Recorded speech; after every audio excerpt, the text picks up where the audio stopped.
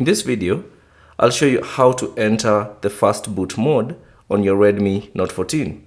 So I'm using the Redmi Note 14 Pro Plus, but the same steps should apply for the other Redmi Note 14 phones. Now first things first, you need to power off your device. So simply power off your device.